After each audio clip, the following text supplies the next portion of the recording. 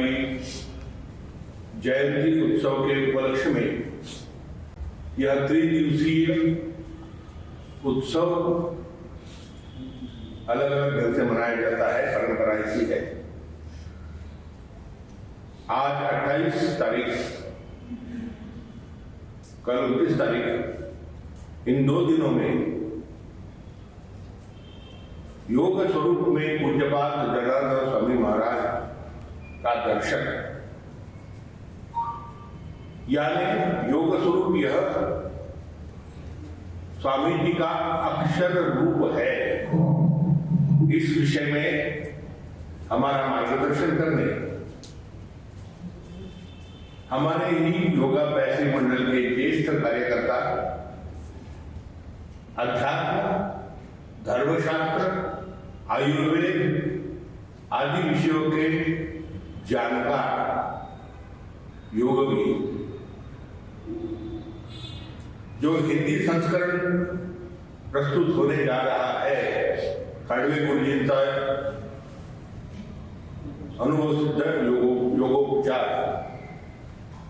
इसमें उनकी महत्वपूर्ण भूमिका है। ऐसे डॉक्टर विजय शर्मा आज हमारे बीच प्रमुख अतिथि करके उपस्थित है। उन्होंने अपना स्थान ग्रहण कर लिया है। मैं श्रद्धेय श्री खड़वे गुरुजी से नम्र प्रार्थना करता हूँ कि उनका पुष्पहार अर्पण करके स्वागत करें।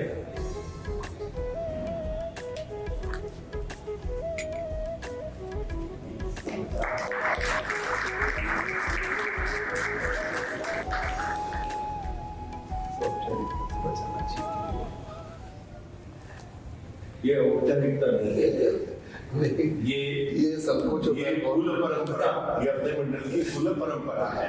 आज आप कार्यकर्ता के रूप में तो है ही, मगर आप आज प्रमुख वक्ता, प्रवचनकार के रूप में भी है। प्रवचनकार का सत्कार है।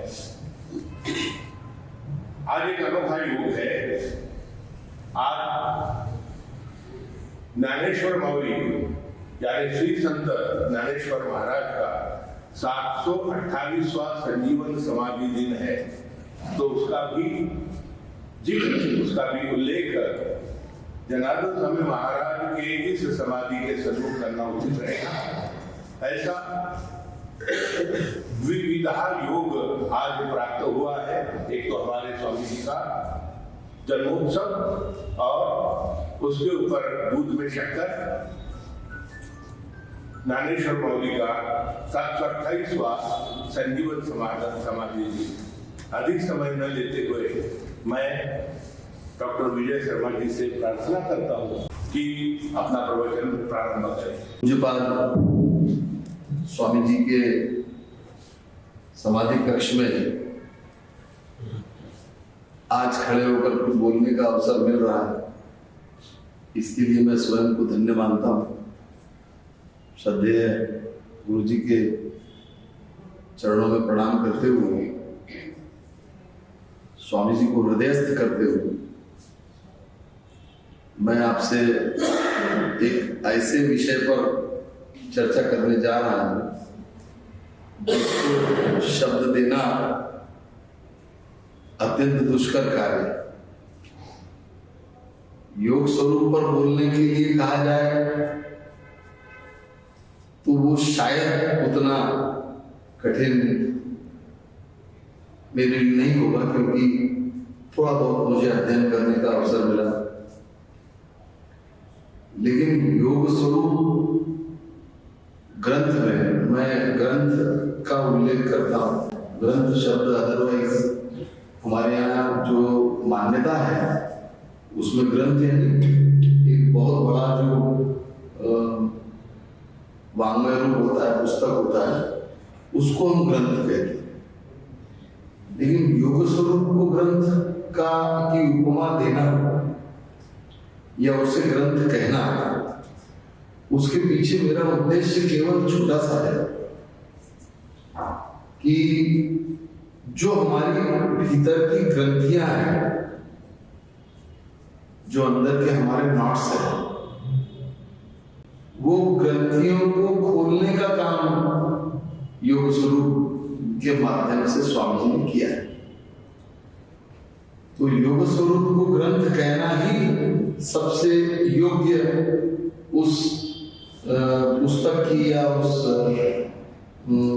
जो किताब हमारे समक्ष है उसको यदि कहें, तो मैं आप सबसे भी अनुरोध करता हूँ कि आज के बाद आप जब भी योग स्वरूप का उल्लेख करें तो उसको आप पुस्तक या किताब की संज्ञा न दें, उसको आप ग्रंथ ही कहें। क्योंकि जो ग्रंथि छोड़ा दे हमारे वो ग्रंथ। योग स्वरूप दिखने में 95 पृष्ठों का छोटा सा एक समझ लीजिए ग्रंथ है, लेकिन यदि उसकी गहराई में हम जाते हैं तो ये समझ लीजिए कि वो 9500 पृष्ठों का निचोड़ है, और वो निचोड़ भी इतने साधारण शब्दों में है। उसमें तमाम पतंजलि के योग सूत्र आ गया, उसमें भगवान कृष्ण का भी योग दर्शन आ गया, उसमें भगवान शिव का योग दर्शन आ गया, उसमें कर्मयोग भी है, ज्ञान योग भी है, भक्ति योग भी है। ऐसा कुछ नहीं है जो उसमें नहीं है। वर्णकृति के भागवत कथा को मैं गीता के वर्ग में बैठता रहा, वो हरदम कहते थे कि कहते हैं कि कृष्ण जो है वो जगत का सार है और जगत जो है कृष्ण का विस्तार है। ये बात निश्चित रूप से चर्चा होती है जीवन में। तो कृष्ण को ही पूर्ण ब्रह्म कहा है हमारे यहाँ, और उनको जो पूर्ण सबसे बड़ा सदगुरु कौन है? तो कृष्ण है। उससे बड़ा सदगुरु तो कोई है ही नहीं। और वो सदगुरु जो है कृष्ण के रूप में, वो हमारा सर्वोच्च सदगुरु है। इसीलिए उनको पूर्ण ब्रह्म कहा गया है। उनमें जितना ब्रह्म है उतना ही जगत भी है। वो योग और भोग दोनों की के चरम छोर पर खड़े रहने की क्षमता है। सारी शक्तियां होने के बावजूद भी सरलता से खड़े होकर के युद्ध भूमि में बात करने वाले और सरल शब्दों में तमाम जीवन के सार को समझा देने वाले जैसे हमारे योगेश्वर कृष्ण है, वैसे ही योग और जीवन के संदर्भ में हमको बड़ी, हमारी आदत क्या है, हमारा प्रॉब्लम ऐसा है कि हम लोग बहुत डिफिकल्ट चीजों को, क्लिष्ट बनाकर चीजों को सुनने और समझने के आदी बन गए। हमको लगता है चीजें जितनी डिफिकल्ट होगी उतनी वैल्यूबल होगी। हमको लगता है जितने, एक पॉलिटिशियन है बहुत बड़े, शशि कपूर, उनके अगर भाषण सुनो तो डिक्शनरी लेके बैठे तो ऐसा लगता है कि पता नहीं कितने विद्वान हैं। शाब्दिक विद्वत्ता होना और भावना की विद्वत्ता होना, भावना प्रचुर होना, ज्ञान प्रचुर होना, ये दो भिन्न भिन्न बातें हैं। स्वामी जी ने वो पूरे 9000 प्रश्नों के निचोड़ को इतनी सरलता से योग स्वरूप के रूप में हमारे सामने रखा। तो जब मैं उसकी प्रस्तावना तो नहीं कहूंगा, योग स्वरूप पर जब मैं हिंदी अनुवाद किया, मुझे याद है 25 साल पहले मैं बड़ा नियमित आता था सुबह, और हमारे श्रद्धेय गुरु जी ने एक दिन कहा था कि इसका हिंदी अनुवाद यदि होता है तो उपयोगी होगा। वो 25-30 सालों के बाद में एक दिन अनायास मुझे इस बात का आभास हुआ, क्योंकि मेरा मार्ग यही है रोज जाने का। यहाँ से रोज मैं इसी मार्ग से अपने ऑफिस जाता हूँ। तो स्वामी जी के दर्शन तो मुझे रोज ही प्राप्त होने का सौभाग्य है। मैं रोज यहाँ से निकलता हूँ। एक दिन मैंने अनायास जब निकल रहा था, मुझे वो शब्द याद आया गुरु जी के कि इसका हिंदी अनुवाद यदि हो जाए तो अच्छा होगा। तो मैंने मेरे मित्र सुनील सिरसीकर जी को फोन किया। मैंने कहा गुरु जी को पूछो कि इस पर अभी तक कोई काम किसी ने किया है क्या? नहीं है तो मैं प्रयास कर रहा हूँ। गुरु जी की तरफ से सहमति आई, मैंने कार्य करना आरंभ किया। अब जैसा मैंने आपसे पहले भी कहा था कि योग स्वरूप ग्रंथ के विषय में कुछ कहना है तो बहुत सरल है, लेकिन मैंने स्वयं ने उसमें एक वाक्य लिखा है, जनार्दन कृपा प्रसाद करके एक पेज है उसमें, जो हिंदी एडिशन में, हिंदी के संस्करण में है, उसमें मैंने लिखा कि योग स्वरूप अपने आप में जनार्दन रूप ही है। अब बेसिकली ये रियलाइजेशन है, ये मेरी अनुभूति है। अब वो अनुभूति को मैं आपके समक्ष रखूं तो उतना ही क्लिष्ट, उतना ही कठिन है जितना कि गुड़ को मीठा है तो कैसा मीठा डिस्क्राइब करना, बताना, आपको डिफाइन करके देना, इट्स सो डिफिकल्ट। लेकिन मैं आपको आज जो है जो बात करूंगा वो सद्गुरु की मेरी अनुभूतियों की बात करूंगा, जिससे मुझे ये लगा कि इस ग्रंथ में स्वयं स्वामी जी स्वयं विराजमान है। और ये जब भी इस ग्रंथ को कोई सुनता है, समझता है, इसके अनुरूप अपने आप को सोचने का, ढालने का प्रयास करता है, इसका मतलब स्वामी जी आके उसकी उंगली पकड़ते हैं, वो उंगली पकड़ के आपको समझाते हैं और इतना सरलता से समझाते हैं और ऐसे ऐसे गूढ़ विषयों को समझाते हैं कि उसको साधारणतः व्यक्ति सामने, जैसे एक इसमें संकल्पना है पूर्व जन्म के संस्कार, उस पर भी वो चर्चा करते हैं।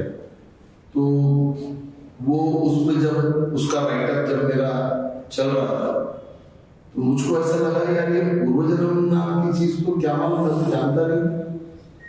Being a student of pharmacy, बहुत सारी चीजें जो है इमोशनल बाय हार्ट जो है डाइजेस्ट नहीं होती जब तक वो ब्रेन को भी सेटिस्फाई नहीं करते। तो होता यह है कि स्वामी जी जिस समय आपसे बात करते हैं कि जब भी आप कर्म की बात करते हैं तो आपके पूर्व जन्म के कर्म भी आपके आड़े इस जन्म में आते हैं। ऐसे हमारे पास पुराण के पौराणिक 50 उदाहरण है कि वो व्याध के तीर से हत्या हुई थी, तो कृष्ण को जो तीर लगा वो बेसिकली पूर्व जन्म में दशरथ थे जिन्होंने शब्द भेदी बाण मारा था और हत्या हो गई थी श्रवण कुमार की। तो पुत्र वियोग में तुम तड़पे हैं तो बोले तुम भी ऐसे ही तड़पोगे अगले जन्म में या अगले कई जन्मों में। आई मीन ये सब चीजें वी अंडरस्टैंड, सुनने में हमको श्रद्धा उमड़ती है, सब कुछ होता है। लेकिन जब हम सोचते हैं कि इज इट रियली ट्रू, क्या वाकई पूर्व जन्म वाली कोई संकल्पना हो सकती है, तो कई उदाहरण हमारे सामने आते हैं आज के युग में भी कि ये 5 साल के बच्चे ने अचानक संस्कृत के वेदों की ऋचाओं का शुद्ध उच्चारण करना शुरू कर दिया, जबकि उसके घर में दूर दूर तक संस्कृत नहीं। ऐसे उदाहरण मिलते हैं कि 4 साल का बच्चा इतना सुंदर तबला बजाता है, वो तबले की वो ताल तक पहुंचने के लिए, वो डेप्थ तक पहुंचने के लिए आदमी को 40 वर्षों को और 50 वर्षों की साधना लगती है, तब भी वो पूर्ण नहीं होती। इसका मतलब ये बात पक्की है कि हमारी जो, जैसे मेरे दादा मुझे समझाते थे, मेरे दादा मुझे कहते थे कि मैं उनको कहता, वो बनारस से पढ़े हुए आचार्य थे, संस्कृत के बड़े विद्वान थे, तो मैं उनसे अक्सर जब छोटा था तो उनसे कहता था कि ऐसा कैसा कि आपने किसी को आशीर्वाद दे दिया या किसी को श्राप दे दिया तो उसका क्या असर होता है, उसका कोई असर कैसे असर होगा किसी शब्द का। तो वो कहते थे कोई तुम तो गाली देके भागे, तुम उसके पीछे क्यों आते हो, शब्द का तो असर होना ही नहीं चाहिए, शब्द में अपने आप में क्या दम है, वो शब्द आपको क्यों उत्तेजित कर देता है, क्यों एक्साइट कर देता है। इसका मतलब ये है कि जो हमारी शब्द की संकल्पना है कि वो आकर हमको छूता है और कौन सा शब्द कितने मर्म तक जाकर के हमको छूता है, उतना हमारी बॉडी पर वो इम्पैक्ट करता है। तो जो ऋचाएं और जो वेद और जो हमारे सूत्र का जो चैंटिंग वाला जो हमारे यहाँ परंपरा थी, और बाद में तो फिजिक्स ने प्रूव कर दिया कि साउंड इज एन एनर्जी और वो कन्वर्ट हो जाती है वेव्स, तो मोबाइल ने भी प्रूव कर दिया, रेडियो ने प्रूव किया था, और वो इसका मतलब जितना काम किया हुआ है वो अंतरिक्ष में कहीं ना कहीं घूमता है और योग्य आत्मा की तलाश करता है, योग्य शरीर की तलाश करता है। वहां उसके कर्म और उसके दुष्कर्म सत्कर्म, उसकी purity of his mind and brain and soul and heart, वो काम करता है और वो बराबर आकर उसमें प्रवेश करता है और वो अपनी चीजें जो है हमारे सामने रखता है। तो जैसे वो आता है ऊपर से और हमें आकर के वो प्रेरित करता है। एक व्यक्ति को कितने 24 साल की उम्र में वो व्यक्ति ऐसा काम कर जाते हैं, ऐसा लिख जाते हैं कि उस पसायदान पर आज मिलिंद जी कह रहे थे कि आज उनका समाधि दिवस है कि हमारे स्वामी जी ने पसायदान पर जो ग्रंथ बोला, जो प्रवचन बोला, 250 पेजेस का है। ऐसा एक एक शब्द जिसकी व्याख्या करने में हमको कितने कितने प्रश्न लगते हैं, तब जाकर के उसकी व्याख्या हो पाती है। तब भी शायद हमको कई बार वो टेंजेंट छू के चला जाता है, लेकिन हमारे भीतर प्रवेश करने में, तो भीतर प्रवेश कैसे होता है? भीतर प्रवेश जैसे मदर सिखाती है। हम क्यों बोलते हैं सदगुरु को माऊली महाराष्ट्र में? Why we say that? जैसे मदर जो टीच करती है उससे बेटर टीचर दूसरा कोई नहीं हो सकता।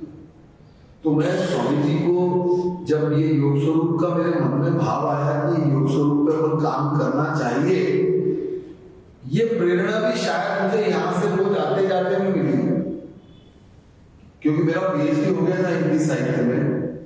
उसके बाद जब मैंने स्टार्ट किया काम करना साहित्य में, तब तक मैं व्यापार से लगा हुआ था। 25 साल पहले 30 साल पहले आता था मेरा बिजनेस में एंटर हुआ था, तब मुझे गुरुजी के शब्द उस समय भी वही थे जो मुझे बोल गए थे, लेकिन वो मुझे रिकॉल होकर के मुझे इस बात की इंस्पिरेशन होना कि आई मस्ट डू दिस, ये मैंने करना ही चाहिए। और वो फिर ख्याल तो बहुत आते हैं, man is a fantastic dreamer, लेकिन एक्शन में जाकर टाइम आता है तो वहां तक आदमी खुश हो जाता है। लेकिन वहां तक बात रुकी नहीं। It came to me, it went to Sunil ji, from Sunil ji को गुरु जी के पास है, गुरु जी से सिग्नल मिला, हमने काम करना स्टार्ट किया। अब जब काम करना स्टार्ट किया तो कई बार ऐसा होता था कि साहित्यिक दृष्टि से वो काम पूरा हो गया, वो पैराग्राफ बड़ा अच्छा बन गया, मेंटली सेटिस्फैक्शन, लेकिन अंदर में कहीं तो भी ऐसा लगता था कि कुछ तो भी इसमें missing, there is some link missing. कुछ ऐसा है जो ये शब्द कहना चाहते हैं मराठी में, जो शायद, अच्छा मैं मराठी बहुत अच्छी नहीं जानता हूँ, यू आर सरप्राइज। मेरी मदर जरूर यहाँ लेकर की थी, वो बचपन से उसके संस्कार थे और मुझे जोर जोर से ग्रंथ पढ़ने पड़ते थे। जब वो बेड पर भी रही 8-9 साल, तो ये सारे ग्रंथ मैंने उसको पढ़कर सुनाए और उस समय हमारी चर्चाएं भी बहुत होती थी। तो कहीं तो भी जाकर के वो शब्द जो है अंदर में बैठे हुए थे, उनका वापस आना और वापस आकर के योग स्वरूप पर फोकस करवाना, और बाद में जब कर रहे हैं काम, उस समय भी यदि ऐसा लगे कि यार स्वामी जी शायद ऐसा नहीं बोलना चाहते जैसा हमारा अनुवाद हुआ, टेक्निकली बहुत सही है, भाषा की दृष्टि से परफेक्ट है, लेकिन कहीं वो जो मैसेज है जो वो देना चाहते हैं वो मिसिंग है। छोड़ देते थे, छोड़ के निकल जाते, घर पहुंचते, सबकॉन्शियस माइंड में लेकिन वो चलता रहता था, यार कहीं तो भी लिंक वो मिसिंग है। रात को यदि मान लीजिए उठे कोई कारण से और उठ करके वापस जब लेटे जा करके, और वो जो नींद वापस आना है उसमें, और लेटने का जो 5-7 मिनट का समय है, वहां कुछ तो भी ऐसी चेतना होती थी जो कह देती थी ये ऐसा है। मैंने सदैव गुरु जी से ये बात कही भी, मैंने वर्णिकर जी से भी ये बात कही कि वो इस तरह से आके ऐसा होता था कि नहीं यार, अच्छा ऐसा कोई आदेश नहीं होता। वो आदेश जो होता है ना, जैसे सदगुरु भी 3 प्रकार के होते हैं। मैं सदगुरुओं को पिछले भारतीय परंपरा में तो हमारे सदगुरुओं की बहुत ऊंची सूची है, बहुत बड़ी, तो मैं उसको भी देखता हूँ ना, तो उसको विवेचना कभी करने का अवसर मिला, मस्तिष्क में आया यार ये कितने प्रकार के सदगुरु हो सकते हैं, तो क्या फिलॉसफी में किसकी टीचिंग कैसी होती है, तो मैंने उसकी अपने से आप उस पर आप पे लागू हो ये कोई जरूरी नहीं है, लेकिन मैं आपको अपनी अनुभूति बताता हूँ। आज तो मैं चूंकि इसी विषय पे बात करने वाला हूँ, योग स्वरूप पुस्तक पर अपन कल आएंगे। आज अपन उन अनुभूतियों की बात करेंगे केवल, क्योंकि मेरे को आदेश ही ऐसा है कि वो योग स्वरूप में स्वामी जी के दर्शन कैसे हो सकते हैं, उस पर आज हमको 2 दिन चर्चा करना है। तो जो जो जो हम सोचते हैं, जो हमारा चिंतन जिस प्रकार से चलता है, द वे वी गो, कहीं ना कहीं से हम इन्फ्लुएंस रहते हैं। तो एक बार मुझे ऐसा लगा कि सदगुरुओं का जो स्टाइल है वो किस प्रकार का है, तो मैंने 3-4 उसके कैटेगराइजेशन करने लगा। उसको आप बाल बुद्धि समझ लेना, क्योंकि ये सब करना इज नॉट गुड कि वी कैटेगराइज अवर सदगुरुज एंड उनकी मदद, लेकिन कभी कभी कुछ आता है तो इट शुड बी शेयर्ड। मेरे को ऐसा लगता है, अगर आपको भी अच्छा लगता है तो जैसे मैंने सदगुरु 3 प्रकार के 4 प्रकार के होते हैं मुख्य रूप से। एक सदगुरु ऐसे होते हैं जो ज्योति स्वरूप होते हैं, ज्योति का पुंज होते हैं। उनका जो उनकी जो सिखावट होती है वो ज्योति के शरीर की होती है। आप वो ज्योति का अनुसरण करते हैं और चीजें सीखने लगते हैं। धीरे धीरे प्रज्वलन आपके भीतर भी होने लगता है। और कहीं तो भी, क्योंकि वो कहते हैं ना कि गुरु जो है वो तब तक पूरा नहीं होता जब तक वो अपने सही योग्य शिष्य की तलाश नहीं कर लेता।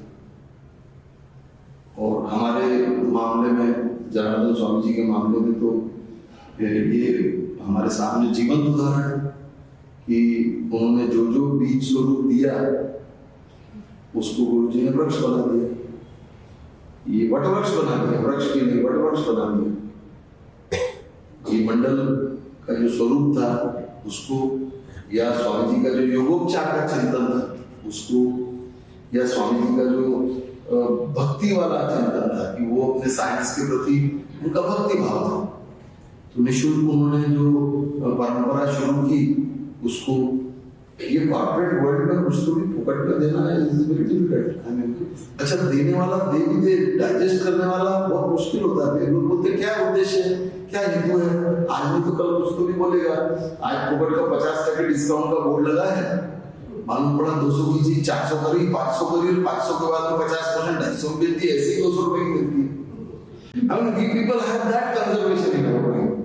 हम लोग बहुत रिजिड थिंकिंग वाले लोग हैं। स्वार्थ और उसके अलावा हमको कुछ समझ में नहीं आता, लेकिन स्वार्थ का संधि विच्छेदन करते हैं तो स्वार्थ ऐसा भी होता है। एक स्वार्थ को स्वार्थ अर्थ से बोल दो आप, लेकिन जब उसका संधि विच्छेदन करो स्व अर्थ, तो उसका तो पूरा मायना ही बदल जाता है। एक सदगुरु होता है ना ज्योति स्वरूप का, एक सदगुरु जो होता है ना वो कड़कती हुई बिजली की तरह होता है। जो बिजली चमकती है आसमान में, वैसा सदगुरु होता है। वो क्या करती है बिजली, वो जब गिरती है तो आपको जला देती है पूरा। उसके उदाहरण है, मेरे मन में कुछ उदाहरण आए थे कि कौन से सदगुरु किस प्रकार के हैं। जैसे ज्ञानेश्वर महाराज जो है ना, वो ऐसे सदगुरु हैं कि वो ज्योति स्वरूप सदगुरु हैं। वो you have to get immersed with that Jyoti.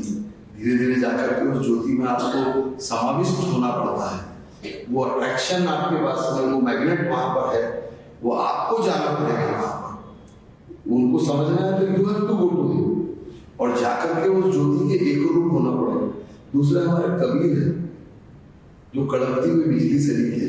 Swimming सिखाने वाले कई कैसे रहते, कई बोलते शैलो में जा, डंडा पकड़ ले, पीछे से पैर मार, बाद में डीप में जाना। कई ऐसे होते कि डीप तक ले जाते और धक्का दे देते। वो छटपटाहट में आपके हाथ में चलाता और स्विमिंग सीख जाता। तो कबीर जो है वो कड़कती बिजली वाले सदगुरु है। आप कबीर को पढ़ो, कबीर तो सीधा बोलता मूर्ख हो, तुम गधे हो सारे के सारे। तुम समझता है क्या कि राम मूर्ति किसको है? तुमको मालूम है कि तुमने तो अपने आप को कहाँ लगा रखा है पागल थे। पहले ये सारी चीजें बाहर निकालो, सारे प्रॉब्लम डिफाइन करते थे कबीर आपके सामने।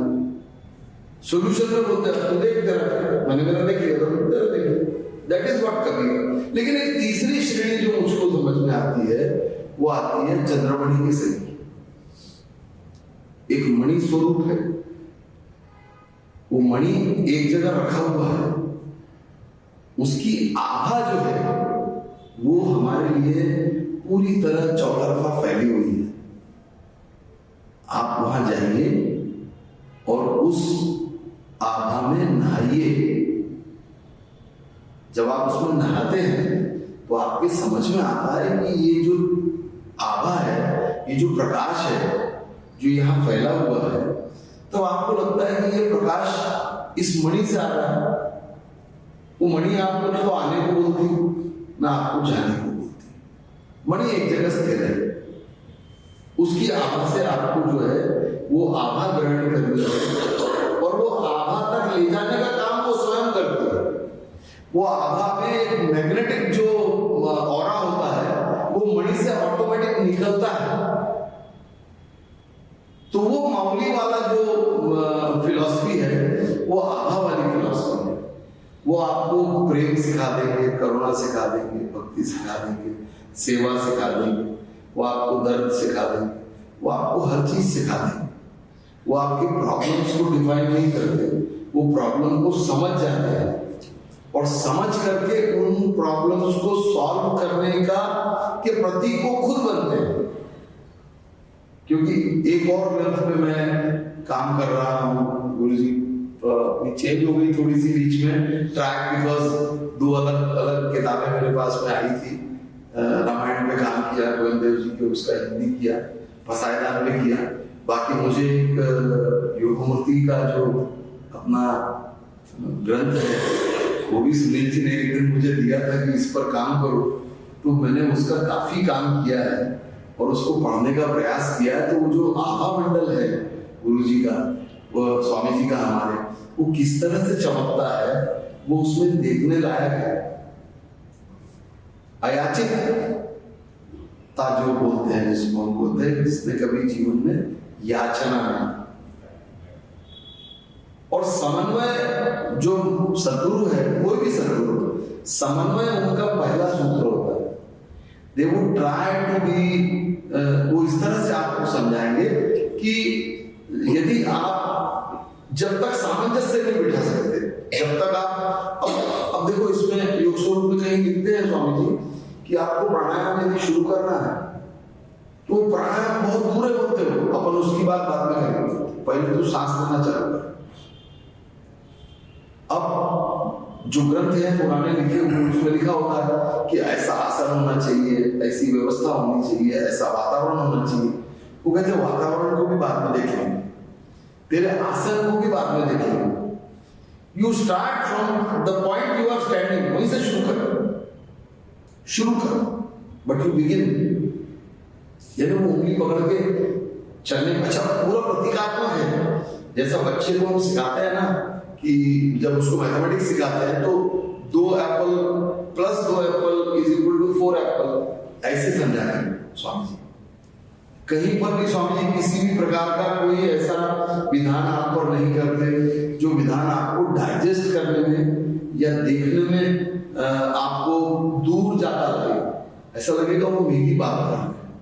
वो क्लेशों की बात करते तो लगता है मेरी बात कर रहे हैं, वो व्याधियों की बात कर रहा था लगता है मेरी बात कर रहा है। वो अगर मान लीजिए गुणों की भी बात करते तो ऐसा लगता है वो मेरे गुणों की बात कर रहे हैं। ग्रांथिक, पौराणिक, वैदिक, वो सब अपनी जगह, उसके विषय में वो कभी न तो फॉर बोला न अगेंस्ट बोला, कहीं पर किसी का कोई कॉन्ट्रडिक्शन ही नहीं है। उन्होंने तो जो रियलाइज किया वो लिख दिया। अब आपको यदि उनको समझना है और उनको आत्मसात करना है और उसमें अगर उनके कार्य में अगर ईश्वर ढूंढना है तो आपको निश्चित रूप से एक काम करना होगा, आपको उस आभा से एक रूप होना ही पड़ेगा। You have to go very closer to that particular aura जो गुरुजी ने बना, स्वामी जी ने बना रखा है। और वो aura आपको बहुत शनय एक स्टेप आगे लेके जाता है। वो आपको एक स्टेप पर जाने वाली जो चीजें हैं वो आपको समझाते हैं कि ये स्टेप आपको इस प्रकार का एडवांस देगा, यहां आकर के आपको ऐसा महसूस होगा। तो आप उन्होंने आपके फिजिकल को डील किया, उन्होंने आपके साइको को भी डील किया, उन्होंने आपके लिमिटेशंस को भी डील किया, उनको मालूम है कि भैया आज के युग में कल और क्या होने वाला है, टाइम कंस्ट्रेंट तो होगा ही होगा, और money will become the prime factor of life, जबकि वो नेसेसिटी है एक जीवन की, लेकिन वही प्राइम हो जाएगा। That also they know, he knows everything. तो उन्होंने पूरी चीजों को इतना उसका सरलीकरण किया है, इतना सरल कि उसको बड़ी आसानी से मैं स्टेप बाय स्टेप एक एक चीज को अपने भीतर में अंतर्भूत कर सकूं, और अंतर्भूत करके उसके मुताबिक मेरी दिनचर्या को मैं ढाल सकूं। वो ये भी बताते हैं कि व्हेन यू स्टार्ट, तो स्टार्टिंग में क्या होगा, कुछ समय के बाद क्या होगा। अगर नेगेटिविटी बताते हैं दिमाग की, तो पॉजिटिविटी भी डिफाइन कर देते हैं वहीं की वहीं, कि तुमको ये चीजें अच्छी लगने लगी। यहां आपको महसूस होगा कि हाँ, सेंस ऑफ वेलबीइंग आपके पास आ गया। तो स्वामी जी की जो ये चिंतन जो है, जो उन्होंने बतौर योग स्वरूप हमारे समक्ष रखा है, और उसमें भी देखो, उसमें उन्होंने ऑलवेज एक चीज का ध्यान रखा है। उन्होंने कहीं पर भी जो आपको प्रीतिकर लगने वाली चीजें हैं, जो आपको प्रेयस्कर चीजें हैं, वो आपके लिए श्रेयस्कर हो, ये कोई जरूरी नहीं है। एक एग्जाम्पल देते हैं वो, कि जिस समय पुणे का एक स्कूल में कहीं चर्चा चल रही थी कि किस प्रकार का व्यायाम और किस प्रकार की व्यवस्था वहां के बच्चों के लिए होनी चाहिए। कोइंसिडेंटली स्वामी जी वहां पर थे। स्वामी जी ने यह कहा कि उनको जो हितकर है वो सिखाइए, उनको जो प्रेयस्कर है वो मत सिखाइए। आज क्या होता है, आज के टाइम पे हम लोग क्या कर रहे हैं कि बच्चे को जो पसंद आता है वो कर रहे हैं। बच्चा खुद ही कंफ्यूज रहता है। At a level of time जाकर के वो एक चीज को पकड़ता है, आज उसको ये प्रिय लगता है, कल उसको वो प्रिय लगता है। उसके वैल्यू सिस्टम रोज चेंज होते हैं। आज अगर उसको टेडी बियर का खिलौना पसंद है, तो कल खिलौने में मोटरसाइकिल सब्स्टिट्यूट हो जाती है, परसों खिलौने में कार सब्स्टिट्यूट हो जाती है, नसों खिलौने में कोई और बड़ा खिलौना है। लेकिन कंफर्ट जोन के बाहर कैसे जाना, कंफर्ट जोन के बाहर जाकर भी संतुष्ट कैसे रहना, वो सारे इशारे स्वामी जी योग स्वरूप में आपके समक्ष करते हैं। अब छोटा सा विषय है आहार विहार का। मैं आयुर्वेद से जुड़ा हूं। आहार विहार आचार विचार हमारे यहाँ वहां पर भी ये विषय आता है। लेकिन आहार की जब स्वामी जी बात करते हैं तो उसको डिफाइन करते हैं। वो कहते हैं कम खाना जो है, जो कम खाता है, कहते यार बहुत कम खाता हूं, लेकिन अगर गरिष्ठ खाता हूं तो कम खाए हुए का कोई अर्थ ही नहीं है। वो आहार को, और आहार केवल वो पेट के आहार की बात नहीं करते, वो न्यूट्रिशनल आहार की बात नहीं करते, खाने वाली बात नहीं करते। वो आहार आपके सभी प्रकार के आहार की बात करते हैं कि आपको संगीत कैसा सुनना चाहिए, आपको किताबें कौन सी पढ़नी चाहिए। See your personality can not be build. आप जीते ही 4 लेवल पे हो।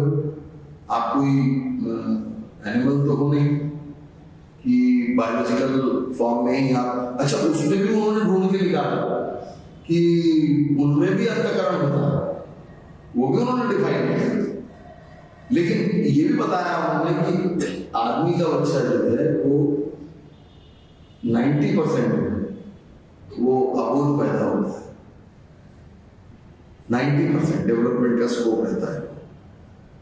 10% क्वालिटीज लेकर के वो पैदा होता है।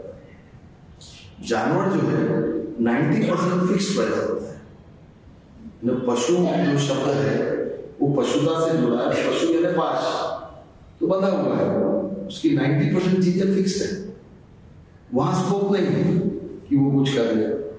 यहाँ पर वो नर से नारायण वाली बनने की जो संकल्पना है, वो यहाँ पर ह्यूमन बीइंग के साथ ही पॉसिबल है। ये बड़ी आसानी से, बड़े प्यार से वो आपको समझा देते हैं। वो कहते हैं कोई लायन बीइंग नहीं होता, कोई एलिफेंट बीइंग नहीं होता, ह्यूमन बीइंग होता है। ह्यूमन जो है वो बीइंग हो सकता है, बाकी कोई बीइंग नहीं हो सकता। किसी में बहुत ज्यादा परिवर्तन होने की संभावना नहीं होती। वो कहते हैं जानवर में जितना अंतःकरण है, उतने अंतःकरण से भी वो अपने आप के जीवन को संभाल लेता है, और बौद्धिक और उसका बाकी का विकास हो जाता है। वो अपने आप के उदाहरण प्रस्तुत कर देता है। तो आपके पास तो बहुत बड़ा एक कैनवास है जहां पर आपके हर क्षण आपको जो है व्यवस्था है कि आप अपने आप को इम्प्रोवाइज कर लो।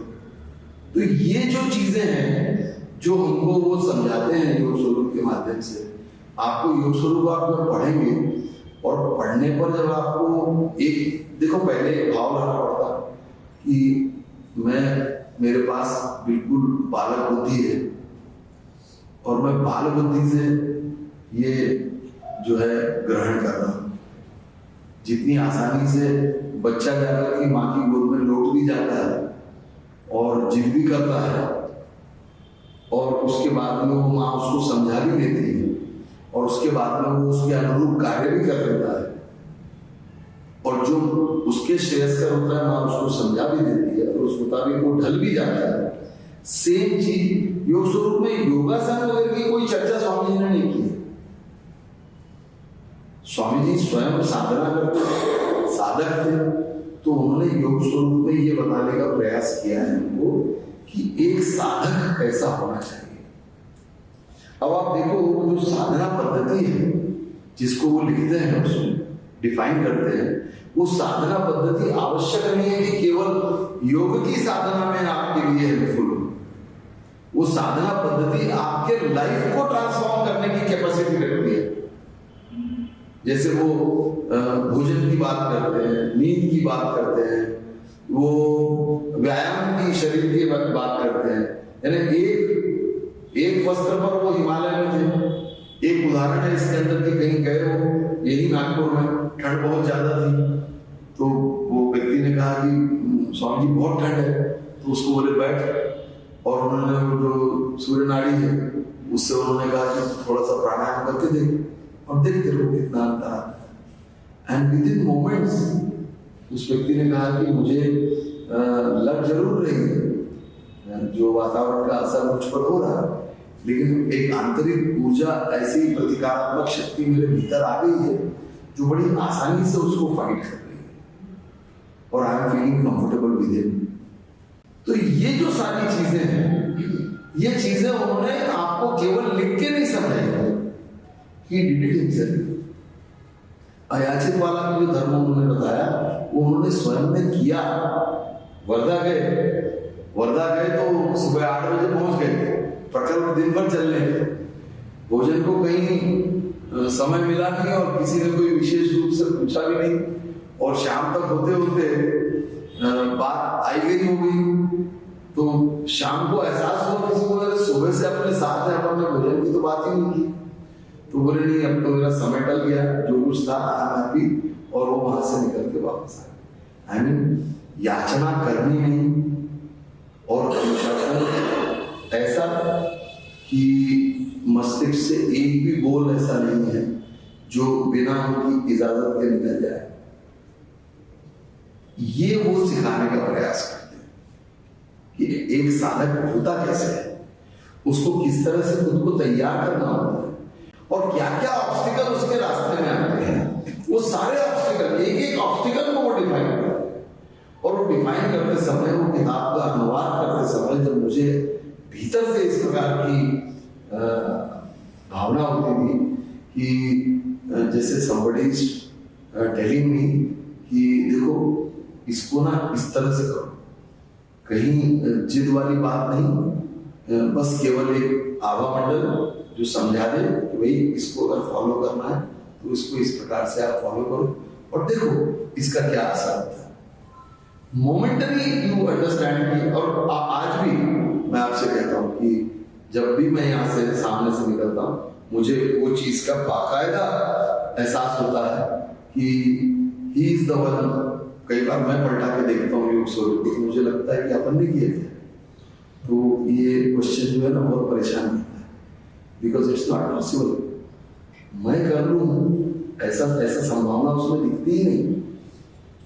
तो ऐसा लगता है कि यार एक कलम के रूप में मैं चला और उन्होंने आकर के वो वर्ड्स को जो है शेप दे दिया, और शेप दे करके मेरे सामने रख दिया।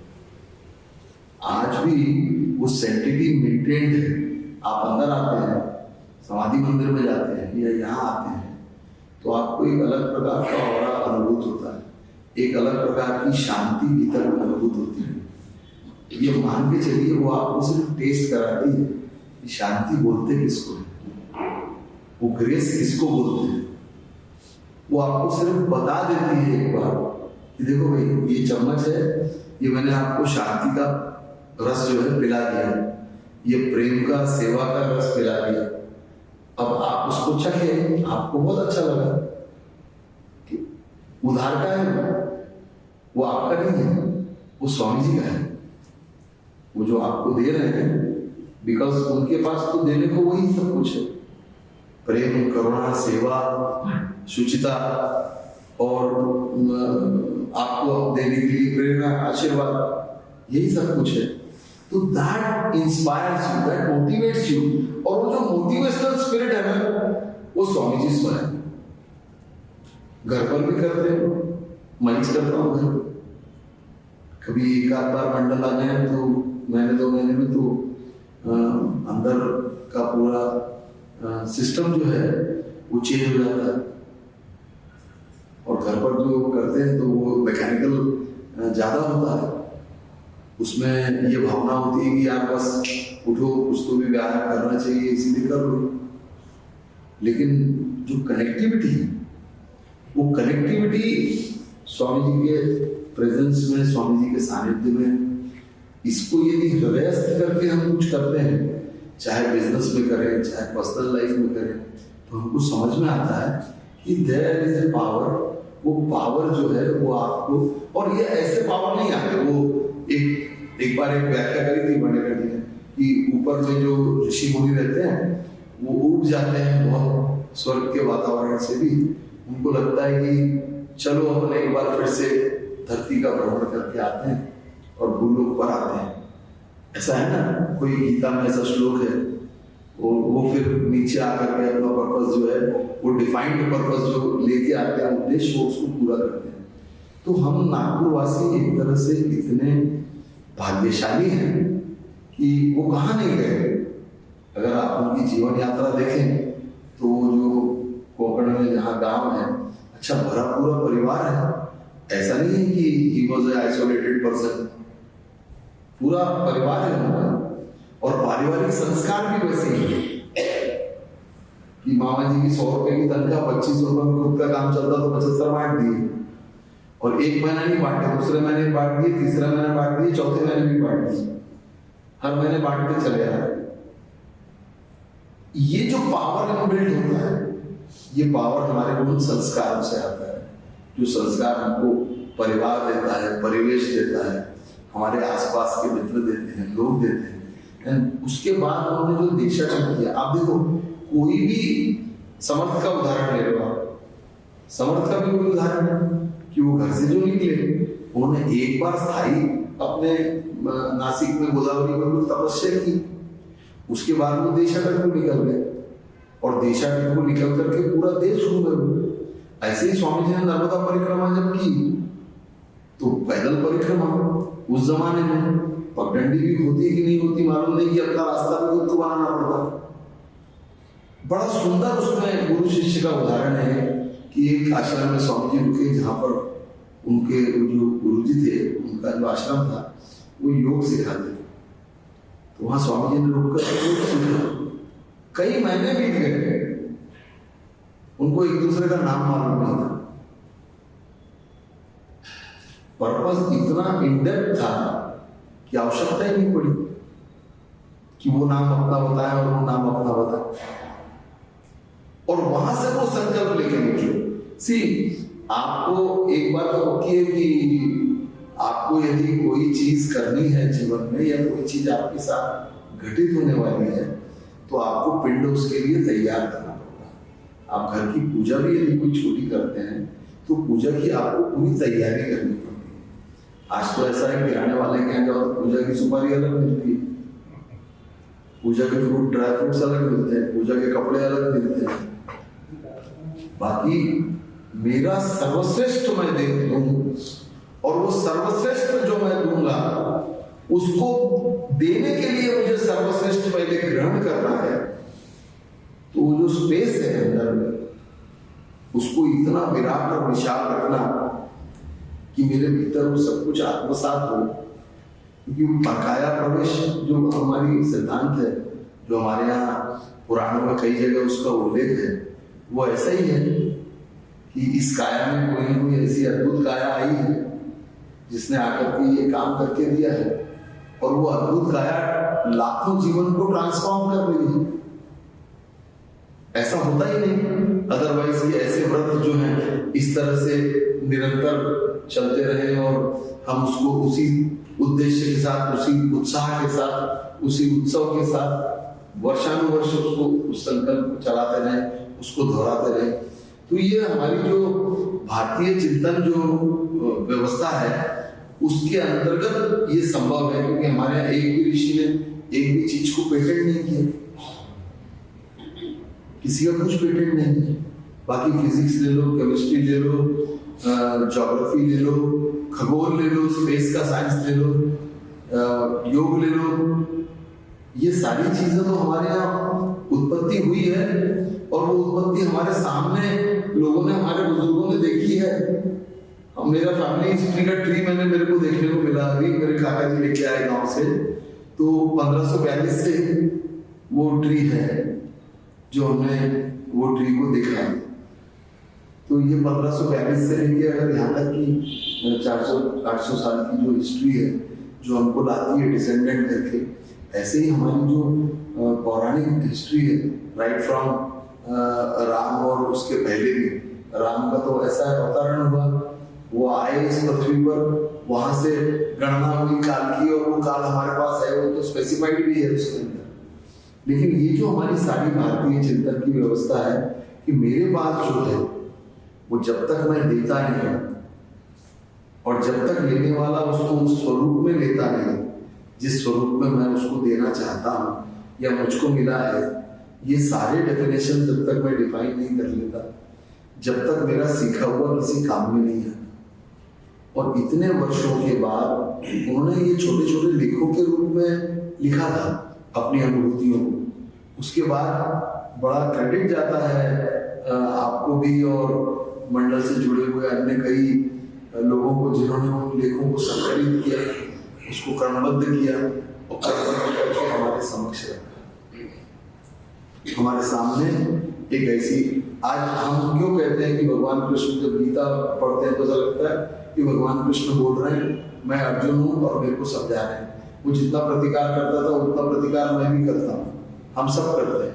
हम सब बोलते हैं कि नहीं ये तो सब मेरे को मालूम है, मेरे को क्या सिखाया।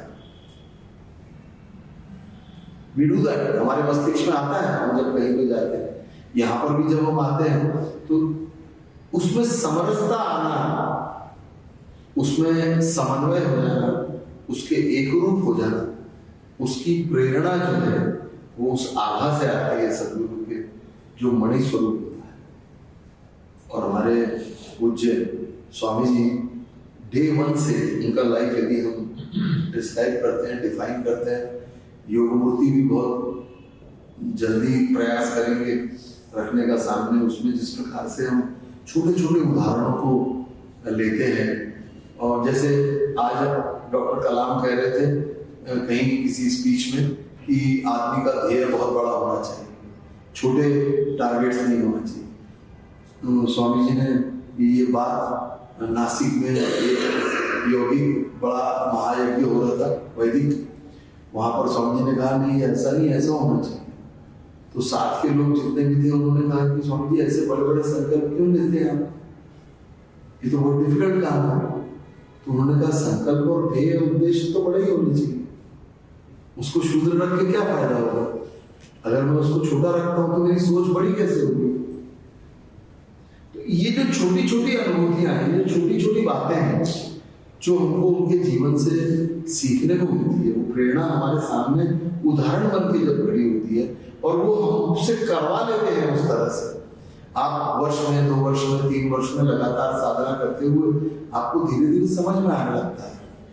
और देखो आप मैकेनिकल अगर छोड़ करके तो थोड़ा अगर मान लो उससे उसको अंतर्भूत करके उसको भीतर लेकर के कुछ चीजें अगर करने का प्रयास करते हैं तो एक बात सुनिश्चित है बिल्कुल कि आपके जीवन के बाकी निर्णयों पर भी उसका असर होता है। आप अगर टेम्प्ट होते हैं किसी चीज से तो वो टेम्पटेशन आपकी ऑटोमेटिक रुकती है, क्योंकि आपके समझ में आता है कि जब साधक डिफाइन हुआ है, जब साधना मुझे करनी है किसी एक पर्टिकुलर चीज की, तो उसके नॉर्म्स हैं, जो डिफाइंड नॉर्म्स हैं, उसके बाहर मैं नहीं जा सकता, उसके बाहर जाना मेरे लिए संभव नहीं है। मुझे अगर सीखना है तो 52-53 जो मेरे वर्णाक्षर है, जो स्वर है, व्यंजन है या अल्फाबेट्स हैं, ये सारे के सारे मेरे को लेने पड़ेंगे in a proper order, then only I will be able to learn something. उसके बिना मैं कैसे सीख पाऊंगा? तो ये सिखाने की जो पद्धत है, ये योग स्वरूप में हमको बड़े प्यार से, बड़े स्पष्ट रूप से एक मदर एंड चाइल्ड के अप्रोच के साथ देखने को मिलती है। और हमको ऐसा लगता है कि वो जो मदर है हमारी, उसने हमको किस तरह सिखाया, जब हमको ठीक से शौच और मूत्र विसर्जन भी नहीं आता था, जब हमको खाना नहीं आता था, कौर तोड़ना नहीं आता था, वो कैसे हमारे जाएगा, हमको चबाना तक नहीं आता था। वो सारी चीजें जिस तरह से एक माँ समझा लेती है, माँ करवा लेती है, उसी तरह योग स्वरूप में स्वामी जी आपसे करवा लेते हैं। केवल जुड़ जाना।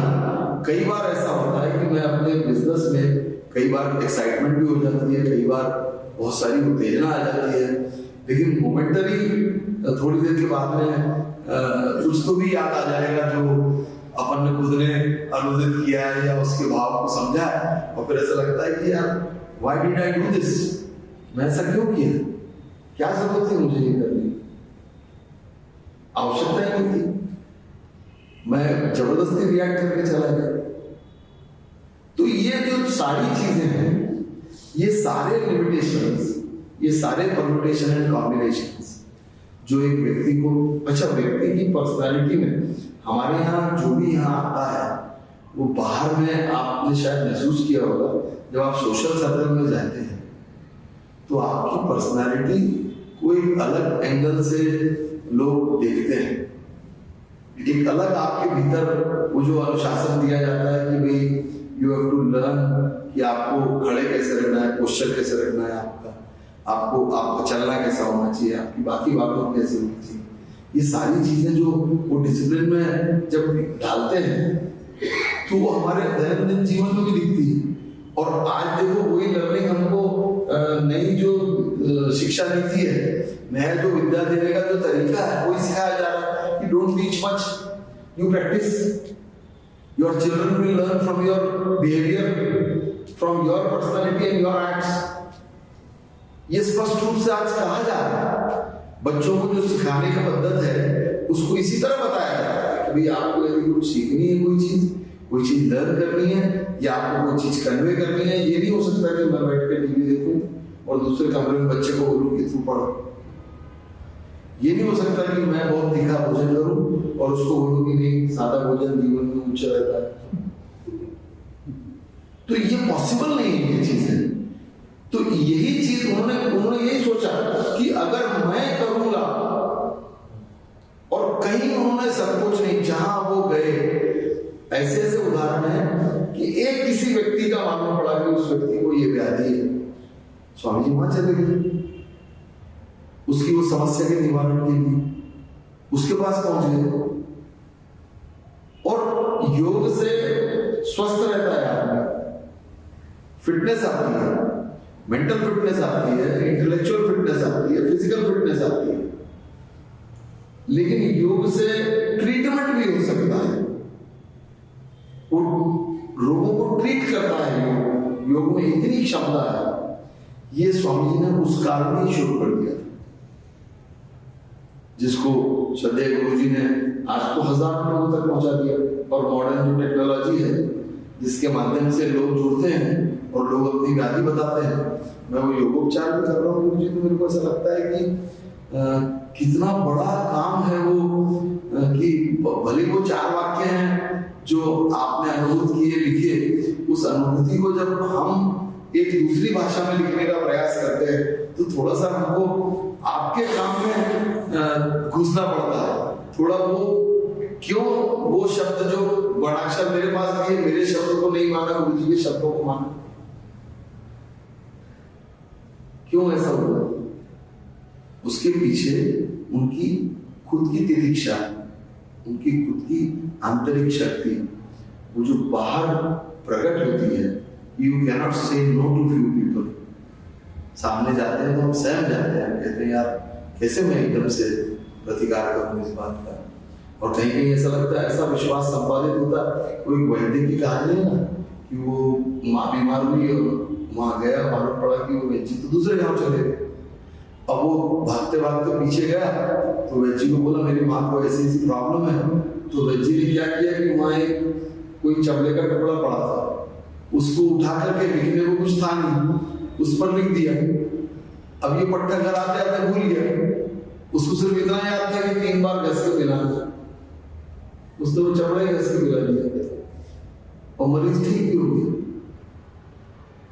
तो जो आस्था है आपके भीतर की, वो आपकी अंतरंगता जो है, आपके भीतर का जो क्षमता है, जो आपके भीतर का विश्वास है, वो दृढ़ता आपके भीतर की है, उसको जब तक मैं नहीं उठा लेता आपके पास से, तब तक मैं वहां तक रीच नहीं कर सकता।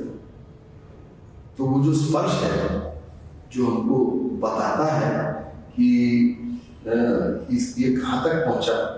एक स्पर्श होता है जो केवल हमारे चमड़ी तक पहुंचता है, एक स्पर्श होता है माँ का या पिता का जो हमारे अंतर्मन तक पहुंचता है, एक स्पर्श होता है, एक दर्शन होता है।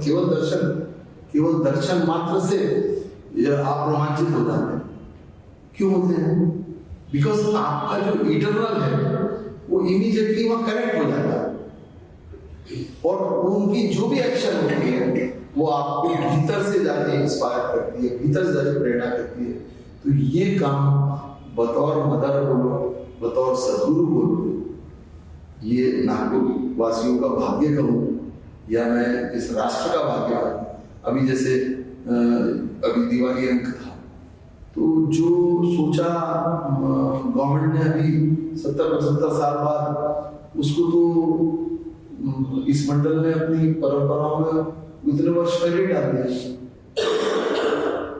ये सब कैसे संभव होता है? ये संभव केवल इससे होता है कि वो जो व्यक्ति होता है, वो हमारा जो सद्गुरु होता है, वो जब आपको ट्रांसफॉर्म करने के लिए स्वयं वो सारे प्रक्रिया से गुजरता है और आपके लिए वो माँ सब कुछ करती है, वो तुतला के बात भी करती है, वो उसके साथ रहती भी है, वो उसको भोजन कराती है तो एक और खिलाती है, एक और खाती है उसके सामने, इन एवरी एक्शन।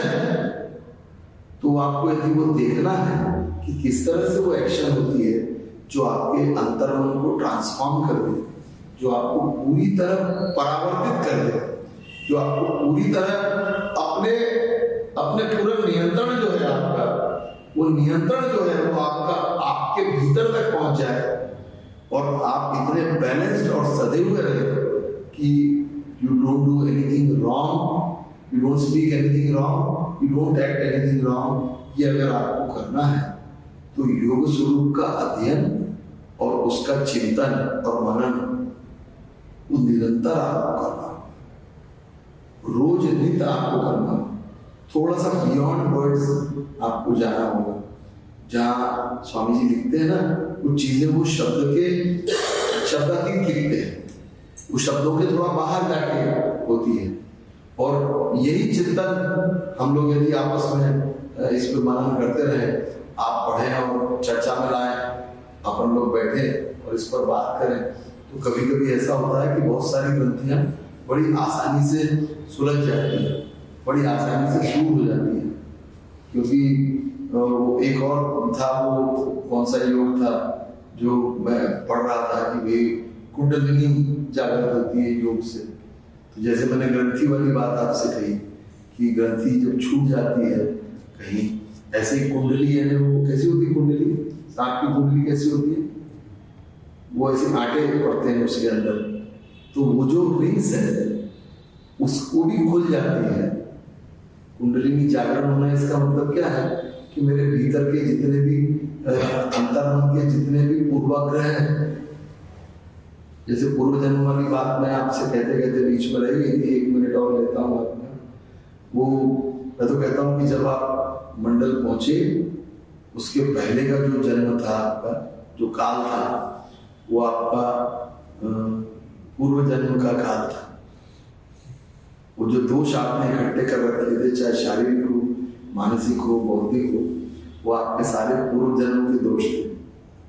और यहाँ जब उसको धीरे धीरे कटते हैं और जब आप धीरे धीरे अपनी ग्रंथियों से दूर होते हैं और एक अनुशासित जीवन की ओर प्रवृत्त होते हैं और अपने अंतर में एक विश्वास और एक ज्योति लेकर आते हैं, एक आभा मंडल अपने भीतर में प्रज्वलित करते हैं, तो वो जो प्रज्वलन है वो आपके नया जन्म है, इट्स योर न्यू बर्थ।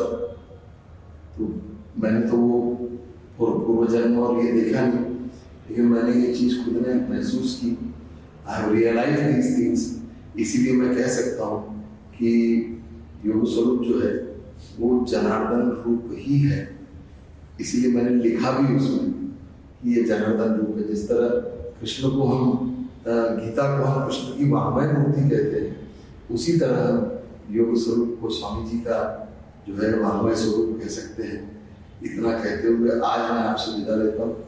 कल योग स्वरूप ग्रंथ के कुछ विषयों पर हम बात करेंगे, कुछ सब्जेक्ट जिसके ऊपर उसमें व्याख्या जिसमें की है, उन व्याख्याओं पर बात करेंगे। वो कैसे कनेक्ट होती है हमारी आपस में, उसको हम कल देखेंगे। बहुत बहुत धन्यवाद।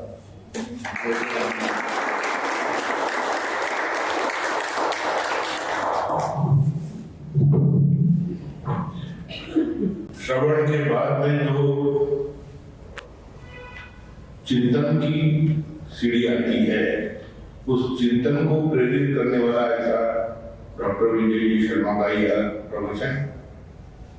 अब इसके लिए ये समझ में आए हमें, और इसके लिए गुरु जी के आशीर्वचन की जरूरत है। इसलिए मैं श्रद्धेय खंडू जी से प्रार्थना करता हूँ। पूज्यपाद गुरुमूर्ति श्री जनार्दन स्वामी महाराज, इनके चरणों में विनम्र अभिवादन करता हूँ। आज के प्रवचन का डॉक्टर विजय जी शर्मा, इन्हें ही वंदन करता हूँ। आज उपस्थित सभी योग साधक साधिकाएं, इन्हें नमन करता हूँ। आज का विषय इतना विलक्षण था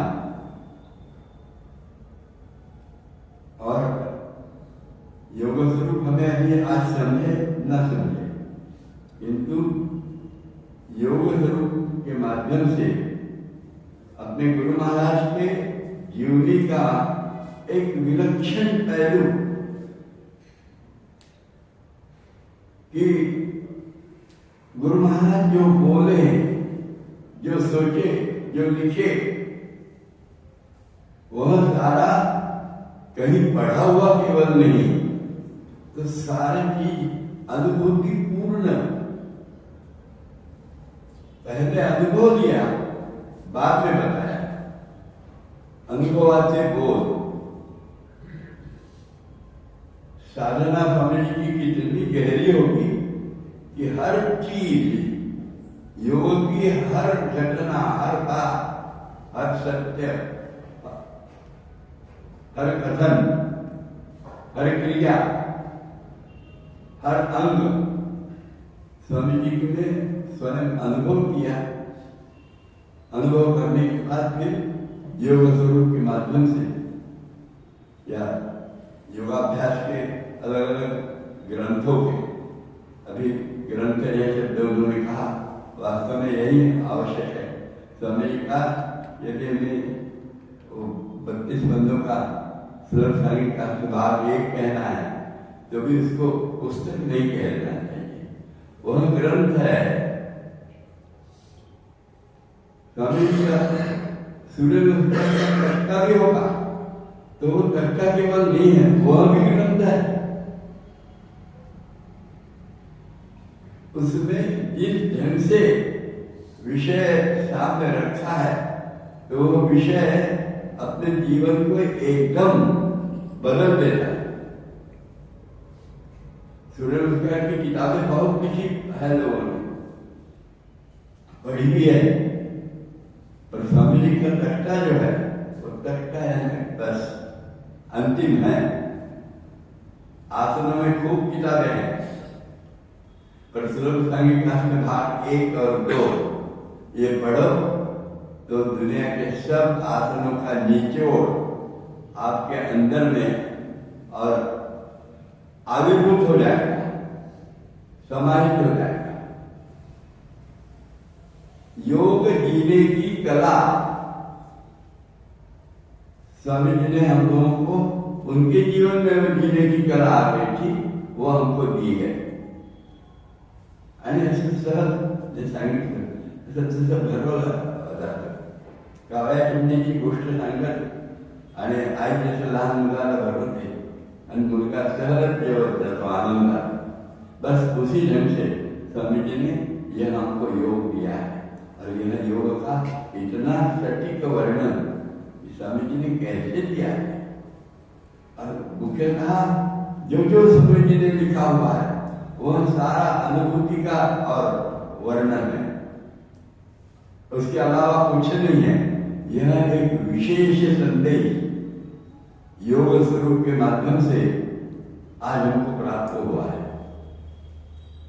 अनुभूति क्या चीज रहती है वह योग स्वरूप के माध्यम से आप देखिए और समझिए और समझ में जाते हैं तो आपको भी वैसी ही अनुभूति आना प्रारंभ हो सकता है। केवल मन लगा के वो यदि हम योग स्वरूप पढ़ते हैं तो अंदर से अनुभूति आना चालू हो जाएगा। इतना विलक्षण कोई ग्रंथ है तो समय का योग स्वरूप है, ऐसा एक सुंदर वर्णन आज हमको सुनने को मिला है।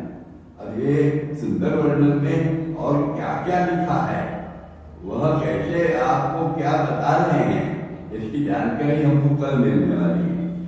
और इसलिए मैं चाहूंगा कि हम सब तो आए ही किंतु और सभी को बताएं, क्योंकि यहाँ प्रवचन तो खूब होते हैं पर वो ग्रंथ पढ़कर होते हैं, जिसको पोथी पंडित बोलते हैं।